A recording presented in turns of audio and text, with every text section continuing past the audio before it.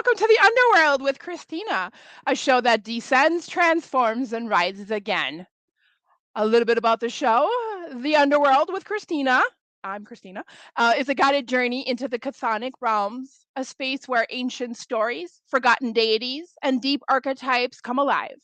Each episode focuses on a different underworld or chthonic figure, force, or concept, exploring their mythology, symbolism, and presence in modern spiritual practice. After exploring the entity or theme, the show then shifts into practice. Depending on the episode, viewers may experience spell work inspired by the deity or concept, ritual designed to help connect with the underworld current, or guided journeys that invite personal insight, shadow work, or transformation. The show frames the underworld not as a place of fear, but as a source of wisdom, rebirth, and magic. It's a space for seekers, witches, myth lovers, and anyone drawn to the deeper layers of the spiritual world. I am Christina Wilkie Burbach, and I am a spiritual transpersonal psychologist. I am a high priestess, an ordained minister, an anthropologist, death witch, death doula, death walker, psychopomp, psychic, modern mystic, occultist, cemeterian, and I work full time in the death care industry. Obviously, my specialty is working with the dead. I am the author of the book Gardens for Ghosts, The Art, Ritual, and Magic of Planting for the Dead. Tonight, we are going to explore some underworld and chthonic energies, some underworld mythologies, and do a little bit of shadow work with a tarot card spread. So, if you have a tarot deck or an oracle deck close by, go grab one. I like to do shadow work and underworld type of tarot readings with this is my little tarot deck, the macabre tarot. That is a little coffin here, and I don't know if you'll be able to hear this, but I love this deck so much because I don't know if you can hear that when you open it up. It's like a cat. It makes a creaky noise. So this is a really cool deck that I like to use when I do underworld type of work for obvious reasons. So grab yourself a tarot deck or an oracle deck, and we're going to talk a little bit about underworld energies, which are really shadow work. And shadow work, the way that most people talk about it and most people do it, is a huge pet peeve of mine. So stay tuned with me as I talk about shadow work and all my pet peeves about the way people do shadow work. Really, shadow work is a psychological concept that originated with Carl Jung, and a lot of new age people who don't really understand what they're talking about have twisted it into, and I have a lot of a lot of concerns with a lot of new age beliefs that we can talk about on another day. But often new age people kind of take spiritual concepts and distort them because they don't really understand them, and kind of twist them and put them in a blender and make them into something that they originally weren't. And shadow work is definitely one of those things. So, talking about underworld energies and what they really are. So, we're not talking about a deity tonight. We're not talking about a chthonic figure. We're talking about the underworld and chthonic energies overall, which explore like deeper, darker parts of ourselves that many of us are not aware of or ashamed of in a way. So, underworld energies, what they really are parts of ourselves that are buried, powerful, and ready to help us transform. They show up in our lives when we're going through major transitions, a period of emotional exhaustion, when we are doing a ready for shadow work, true shadow work, not the new age bullshit shadow work, when we're having identity shifts and old wounds resurfacing, when we're doing deep intuitive or doing symbolic dream work. They're the energies that pull us inward, downward, and into the truth. There are three layers of underworld energy, which I've kind of talked about in the other episodes so far. We have the descent energy, so going downward, the pull inward. This is a feeling of being drawn into your depths. And it often feels like something inside you is shifting or about to shift.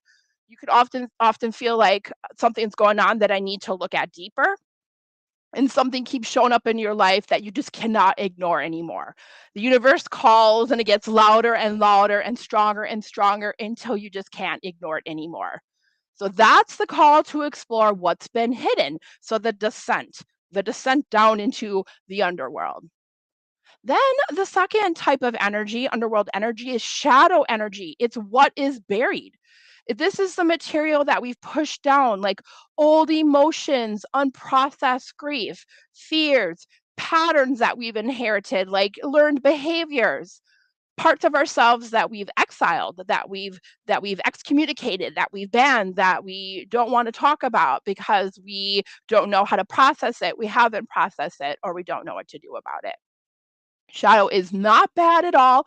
I've heard some new age people, white lighters, say that people that do shadow work are dark lighters, and it's a really negative thing. And that's just whole part of that toxic new age concept of fake spirituality and toxic positivity, where love and light, everything's all good. So shadow work is actually really like the most powerful type of healing that you can do. Nothing bad at all about it. Shadow just means you can't see it. And then the third stage of underworld energies is the rebirth energy. That's what's trying to emerge, what's trying to bloom within you. And we can't have that new energy bloom and those new personality traits bloom unless we process and heal those darker shadow types of traits. So underworld energies always need a seed of renewal, right? A seed needs to be planted into darkness in order to grow, in order to bloom. So the our shadow work needs that darkness. So the rebirth energy shows up as a new identity forming. And what do I mean by a new identity? Like a newer version of yourself, like a 2.0. I will use myself as an example. I'm coming up on my 21st anniversary of being clean and sober. And I consider that version of myself when I was an active drug addict and alcoholic to be an old version of me, and she's dead. And me now am Christina version 2.0. And that's kind of what I mean by like taking on a new identity. Just one example. When you do deep healing and you almost become a new version of yourself, a bigger, badder version of yourself. So you might have with that rebirth energy, after you've done the descent and the shadow work, you may have a new identity forming. You may have a truth that becomes undeniable. You may have stronger boundaries, a desire, like a spiritual awakening, and a new version of yourself rising. So I want to remind everyone that the underworld is not technically a grave, it's a womb for rebirth.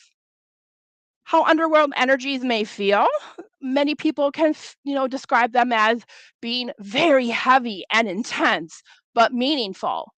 Very intense dreams, emotional clarity after having some emotional chaos, a sense of being like in between worlds within yourself, like between versions of yourself. Like I'm not quite that person I used to be, but I'm not quite yet the person I'm becoming. So you're kind of in that liminal space between new identities or new versions of yourself.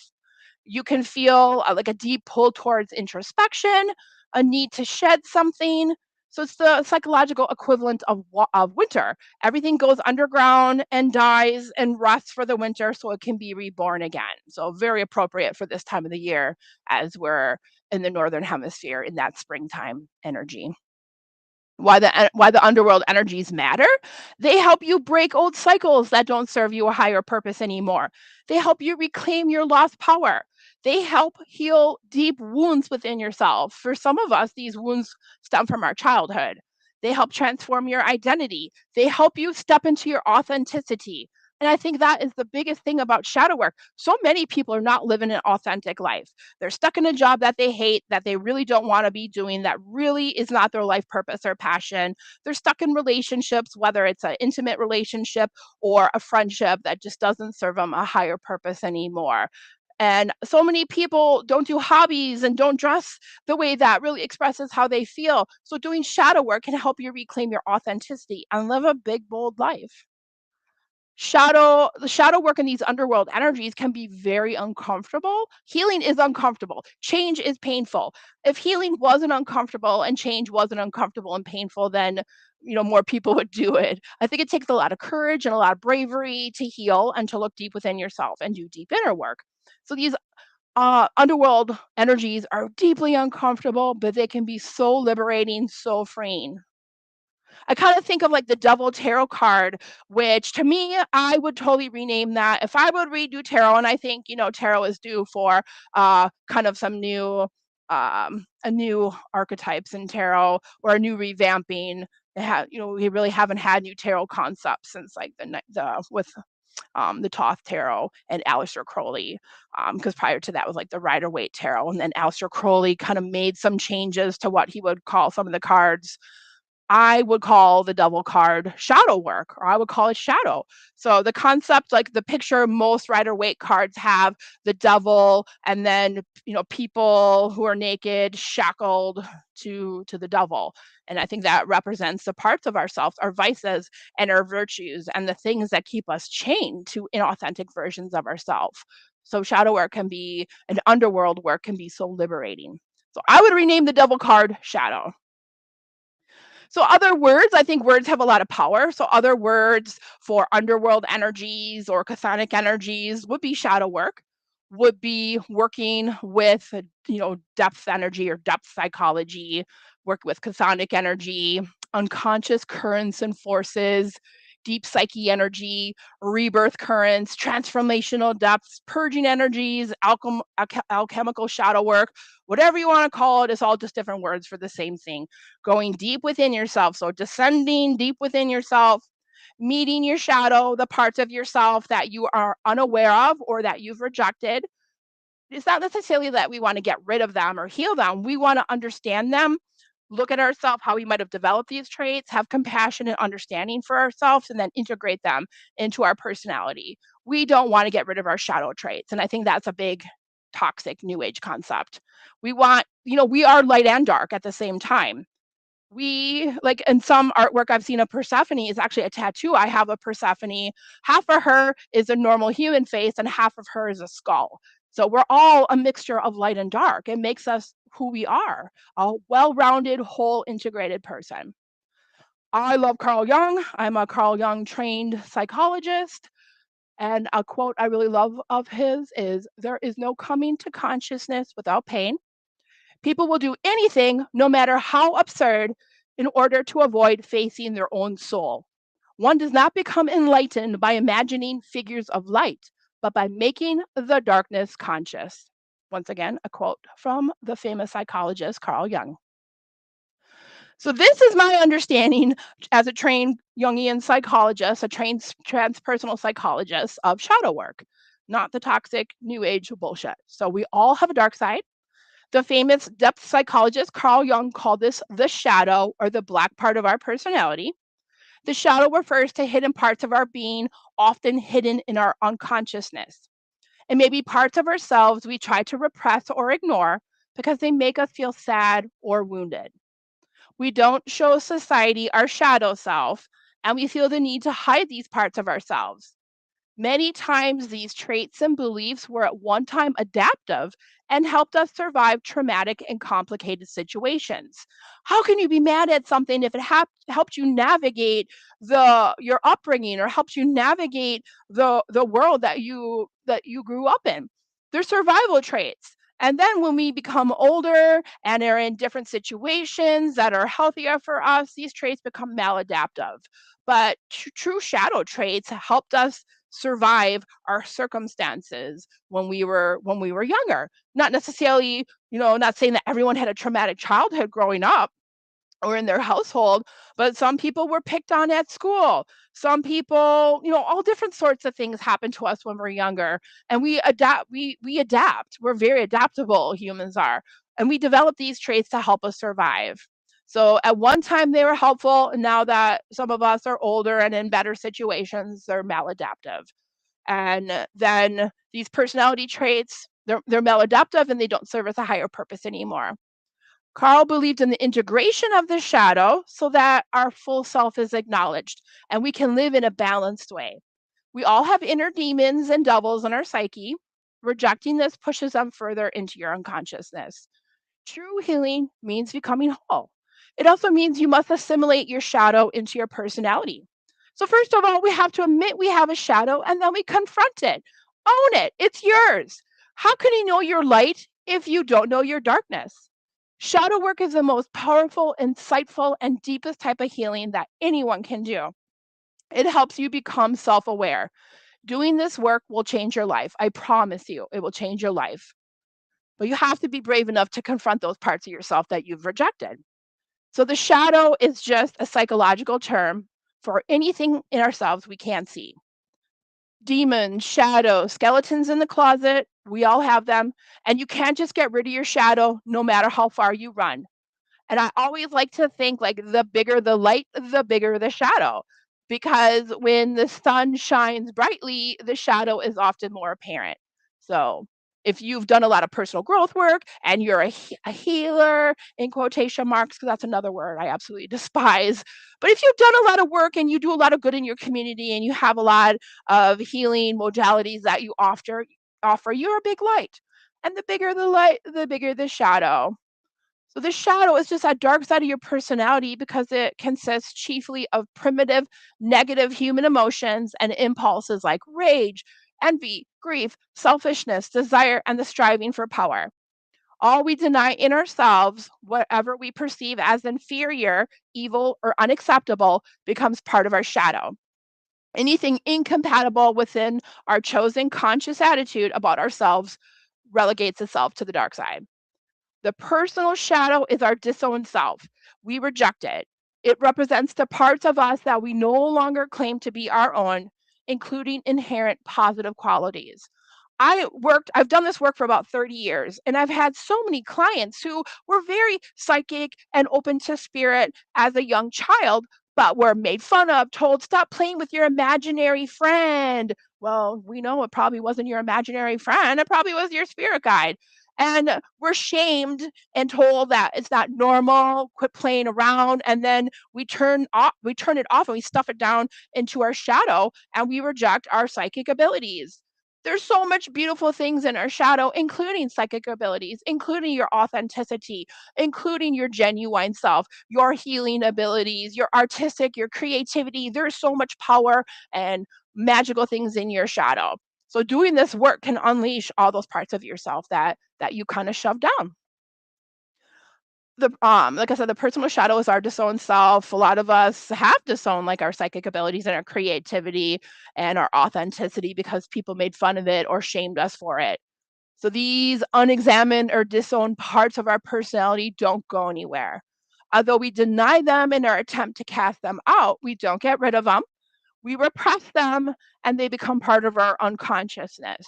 Think of the unconsciousness as everything we're not aware of, everything we're not conscious of. We can eliminate the shadow. It stays with us as our dark sister or dark brother. Trouble arises when we fail to see it.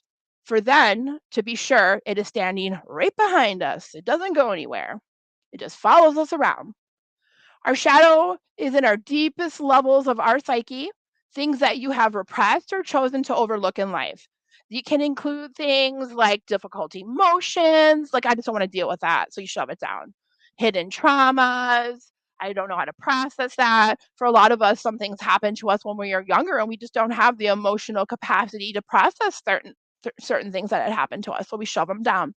Our wildest desires, that if we really let ourselves express our desires, that we would be shamed or made fun of, or people would tell us that that's unacceptable. So for some people, your wildest desires are shoved down into your shadow. Different complexes, our negative thought patterns, shame, guilt, regret, longing, aggressiveness, anger, primal energies, unconscious fears, unresolved emotional processes. So the idea in Jungian psychology and Jungian psychotherapy is to genuinely become a whole and healed person.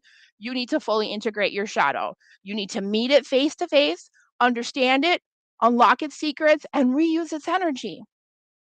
Jung once stated that the shadow is almost 90% pure gold. What this means is that there are many beautiful gifts offered to us by our shadow side if we just take the time to look at it. For example, like I've already talked about, our creative potential, our psychic abilities, our, for some of us, our, sexual freedom, our competitives, our innovative ideas and thoughts, and intuitive aptitudes we shove down into our psyche. So tapping in like shadow work, I think is as old as mythology and folklore, like these concepts. If you look at all this underworld mythology, they have the same themes. The descent, meeting some sort of challenge or trial, successfully overcoming the trial, and then emerging from the underworld, your ascent transformed. The same three energies that we talked about with just some different words. So descent, shadow work, ascent. All these underworld mythologies have these same concepts, whether it's Greek or Aztec or Celtic. So just kind of going through some of that real quickly. The underworld mythologies describe the realms where souls go after death, where gods of darkness or transformation rule, and where hidden truth reside. Underworld mythologies often have the same symbolism. They have a geography with trials and tests, and in the underworld mythology, that can be come across as a river to cross, or a gate, or a level, or some sort of guardian or gatekeeper that we need to cross through or cross over. And then underworld mythologies also often have a purpose. So there's judgment, there's wrath, there's rebirth, there's punishment, or there's transformation. So the underworld mythologies are a hero's descent, battle, challenge, trial, and ascent. So they journey into the underworld to retrieve wisdom or a lost soul, or to gather a gift, and then they emerge transformed. We have these major underworld mythologies of descent, basically shadow work, and ascent in the Greek underworld. The whole concept of Persephone going into the underworld, being kidnapped into the underworld as Kore, her name, and then becoming Persephone, the destroyer, and then emerging back transformed to the earth plane for 6 months of the year. So those underworld mythologies are about the cycles of death and rebirth. We see those underworld mythologies in the Egyptian Duat. Going to the underworld, you have to travel through 12 gates and face trials. The Mesopotamian beliefs, like Anana's journey, is probably one of the best journeys and best mythologies of the descent, transformation, and ascent. So, common threads across all these underworld mythologies is the descent, meeting a ruler or guardian, going through trials or judgment, becoming transformed, and then ascending or returning or being reborn. So these mythologies are not just about death; they're about changing and transforming and becoming different version of ourselves. So when we do shadow work, it's literally the journey into the underworld. It's literally the same thing as all these underworld mythologies. I'm just going to give you some really famous underworld mythologies to maybe look a little bit more into for your inspiration for shadow work. We have Orpheus from Greek mythology who travels into Hades, the Greek underworld, to retrieve Eurydice. Uh, and then we have Persephone, her descent into the underworld when she is taken by Hades, and then she returns each spring, bringing life back into the world. Like I said, Inanna, the most complete ascent myth in all of mythology. She descends into the underworld, and she has to go through all these different gates, and at each gate, she's stripped of a power. And then she's killed and hung on a hook, and then so she dies, and then she is revived and rises. So her story is a lot about ego death, sacrifice, and transformation. So you can look more into her ascent, descent, and ascent underworld mythology. Ra in Egyptian mythology, he goes into the Duat every night, and that's why they believe like the sunset. So he goes to the Duat, which is the Egyptian underworld, and has a battle, and then he wins and he rises again, and the sun dawns again. Osiris is another very famous underworld mythology with descent into death and ascent as a god. So he's killed, he enters the underworld, and then he claims his power. He becomes the ruler of the Duat, which is the Egyptian underworld, and becomes the symbol of resurrection.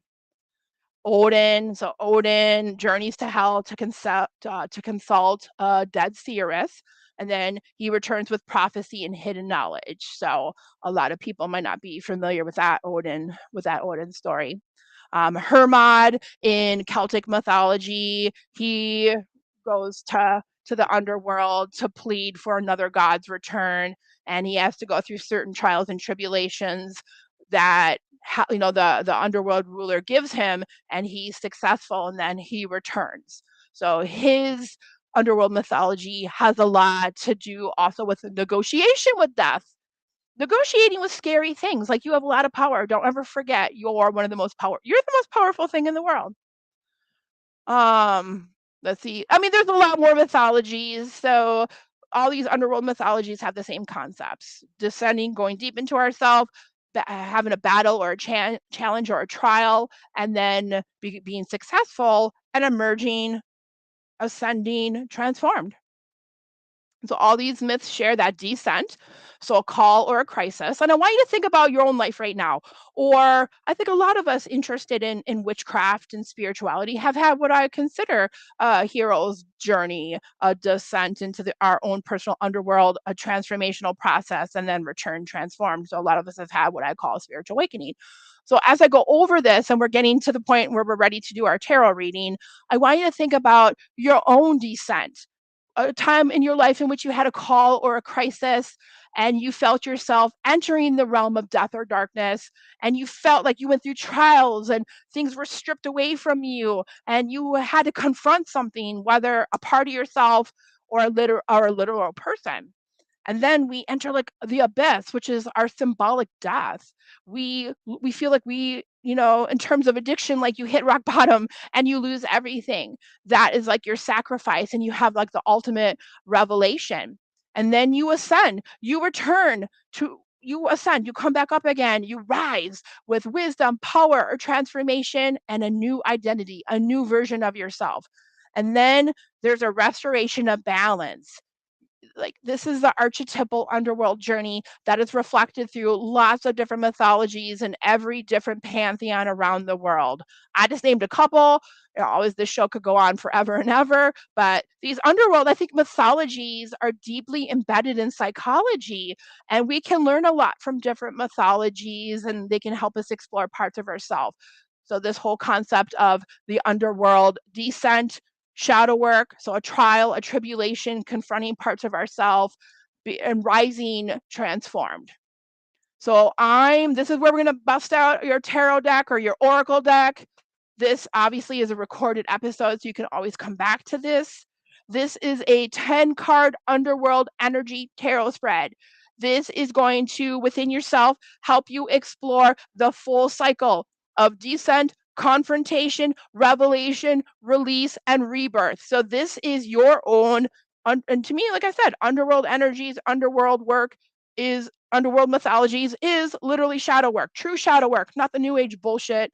Most people teaching shadow work, and yeah, you might not like what I'm saying, but a lot of people teaching shadow work and how to do shadow work and leading shadow work have no idea what the fuck they're talking about. So let's explore your shadow using this underworld energies tarot spread.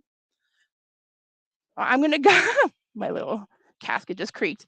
I'm gonna guide you through. So grab your deck and start to shuffle through your deck, and you're gonna pick 10 cards.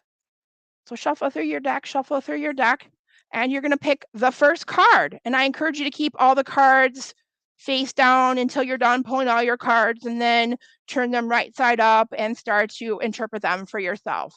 So the first card is going to be the descent. What is pulling you inward? What is a situation in your life right now, or a force that is drawing you into your own depths? So this is your call to action. This is your call to enter the underworld. So pull a card and then put that face down. The second card is the gatekeeper, what you need to face before going deeper. So this is your threshold challenge, a truth, a fear, a boundary that you need to acknowledge. You need to acknowledge it because it's in your shadow. You have not been paying attention. You've stuffed it down. So this is your gatekeeper, your trial, your truth, or your boundary. This is your threshold challenge. So card 2, the gatekeeper. Card 3 is the bones, the rise, the root cause or ancient core. This is the foundation issue between everything else. So this is the skeleton of the story, the foundational issue. So the bones of your problem, the bones of your shadow. So pick a card to represent the bones. And then the fourth card is going to be the abyss. What feels overwhelming or consuming? This card represents the energy that feels heavy and vast and really difficult to navigate. So, as you're picking your fourth card, I just want to once again, if you're willing to do shadow work, it takes a lot of bravery and a lot of courage to look deep within yourself. So, I got 2 cards for that one. So congratulations that you're willing to go deeper, and it takes a lot of courage, so card 5 is the echo. What past is repeating? I think a lot of us have patterns that repeat themselves over and over and over again until we acknowledge them, recognize it's a pattern, and break them.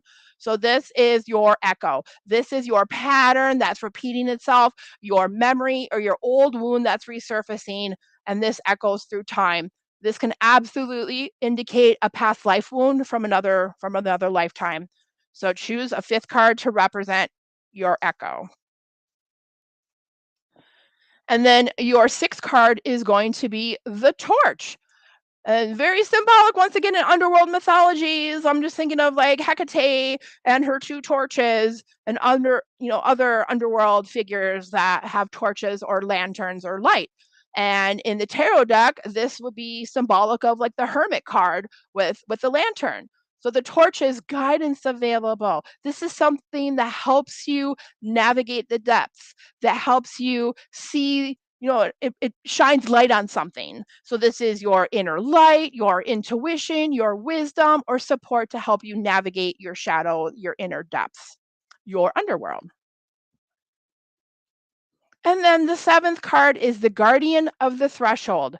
This is what you need to release. This is those chains that are shackling you to your own devil or your own demon, your own vices and virtues that don't serve you a purpose anymore. So this is what needs to be cut. This is what needs to be released. This is a belief or attachment or a pattern or a behavior or like different types of thinking that keeps you stuck in your underworld. I'm getting so excited I can't even talk. So choose your card 7, the Guardian of the Threshold. And then remember we talked about that sometimes different underworld mythologies have like gates or rivers that you need to cross in order to move forward. So your 8th card is the river. This is what you need to surrender to move forward. So our last card is a belief, an attachment, a pattern that needs to be cut, that needs to be released. Now this is what needs to be surrendered. Self-sacrifice is absolutely a part of shadow work and a part of deep inner healing. So choose a river card. This is what you need to lay down. And that very much is explored in Ananda's underworld mythology. What you need to lay down, what you need to be stripped of, what you need to forget, what you need to stop carrying. In fact, as a psychologist, my 2 favorite mythologies for personal growth and shadow work is Persephone's mythology and Inanna's mythology. So definitely study their mythologies for inspiring you to do your own deep inner work. And then the ninth card. Okay, so we've entered our underworld. We've explored things we need to let go on and release. We've gotten inner guidance. So now we're starting to move upward. So number 9 is your ascent, ninth card. So choose a ninth card. This is what is rising within you. A new energy, a new identity, a new truth emerging as you rise from the depths. So choose a card to represent your ascent. And then 10, your final card, is going to be the power you reclaim. So, your final gift of the journey, your strength, your clarity, your authority, like this is the gift that you return with, the power that you claim. So, choose a 10th card. And then, we're kind of running out of time here. So I just did a reading for myself. Real quickly here, my first card is the Divine, and I'm using that Macabre Tarot. My second card is Haunting of Daggers. My third card is Nine of Crystals. I got 2 for the fourth one, so I got Massacre of Cups and Massacre of Bones. And then I have the Tower. Lovely, always love to get that in a reading. 7 of Bones.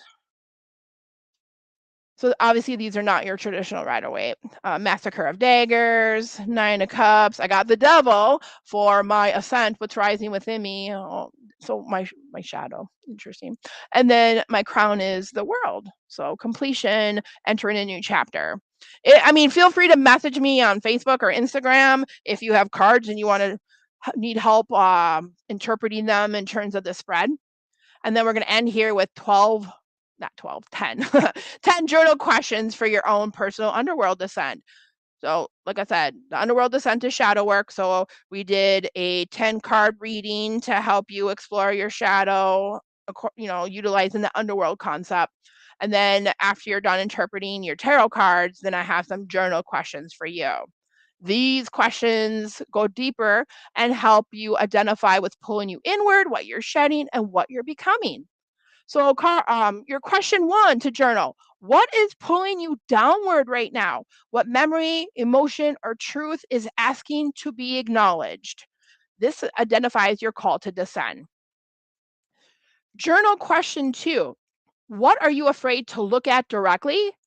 And what might happen if you finally did? Because our fear often guards something important. Journal question 3: what part of myself have I exiled, suppressed, or abandoned? And why did I send it away? This is your shadow companion in the underworld. Question 4: what old story, belief, or identity feels like it's dying or dissolving? Because descent always involves a symbolic death, not a literal death, a symbolic death. Question 5: what am I carrying that I know that no longer belongs to me? And what would it feel like to set it down? This is the weight that brings you into the depths. Question 6: what truth have I known for a long time but avoided acting on it? The underworld is honest even when it's uncomfortable. So, what have you known for a long time but you've avoided acting on it? And that could be so many things. Question number 7: what wisdom or insight is emerging from the darkness, even if it's faint or fragile? And this is your torch, the light that you carry, your lantern. Question number 8: what must I release, forgive, or outgrow in order to rise again? Because ascent requires shedding something, letting something go. Number 9: what new identity, desire, or direction is quietly forming beneath the surface? This is the seed of your rebirth. And then question number 10: when I imagine myself returning from the underworld, what power, clarity, or truth do I bring back with me? This is your crown, the gift of your journey. So some tarot card reading to do and some journal questions to ponder. I'll see if I can put these on social media, if we can put these in the description for this episode, the tarot card spread and the journal questions. Otherwise, you can always revisit this recording on Magickal Witchy World or YouTube. And then just a little promotion here. So come to Hacks Fest in New Orleans in August 2026 for my shadow work workshop. I am doing, like I said, I think most people are not doing shadow work correctly. They've twisted and turned it into something that it's really not. So it originated as a psychology concept, not as a new age bullshit concept. So come to my workshop at Hexfest, Book of Mirrors, Advanced Shadow Work for Witches. And I'll cover how the shadow holds your trapped psychic magical potential and ways to access it, deeper insight and reflection into your shadow. I'll go over all the gifts of the shadow. Do you know your shadow is in your astrology chart? So I'll go over different astrology shadow work placements. I'll talk about the illuminated healer and the charlatan. I think so many people are doing this work for all the wrong reasons. So I would call them a charlatan. Psychospiritual death, dying, and rebirth. Methods to integrate disowned parts of yourself so your intuitive, psychic, and mediumship abilities become stronger. Techniques to translate your inner integration into more effective and powerful spell work, divination, and energetic healing. shadow work to improve your journey, your hedge crossing, your dream work, your death walking, and astral travel. How some different shadow alchemy rituals. Alchemy. I can't say that word tonight. And how to create and use a witch's book of mirrors. You've heard of a book of shadows, but what is a book of mirrors? Come to my class and find out. So thank you very, very much. You have a lot of homework to do now with your tarot card reading and with your journal questions. Reach out to me on social media, Christina Wilkie Burbach. If you have any comments or questions or comments on the Magical Witchy World channel. If you need help interpreting any of your cards, if you have any thoughts, any questions, any comments. I'm Christina Wilkie Burbach. This has been The Underworld. You can find me all over social media on the web. Christina Wilkie Burbach. You can find all my links and websites on Linktree. Thank you very, very much for joining me and have a wonderful rest of your evening.